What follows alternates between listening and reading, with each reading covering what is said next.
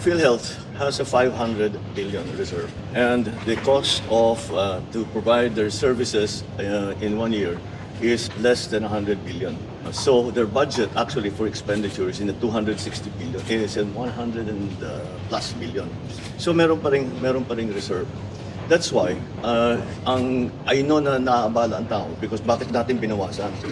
Dahil ang katotohanan dyan ay kung tignan ninyo, kaya binawi ng Department of Finance yung ilang reserve na naman doon na naiwan dahil hindi nagamit yun ng ilang taon. In other words, PhilHealth has sufficient budget to do all of the things that they want to do. And the reason why is that we do not want to subsidize it is because it is the subsidy with hook lang doon sa bank account ng PhilHealth, hindi magagamit. Marami tayong paggagamitan noon. So that's a simple explanation there.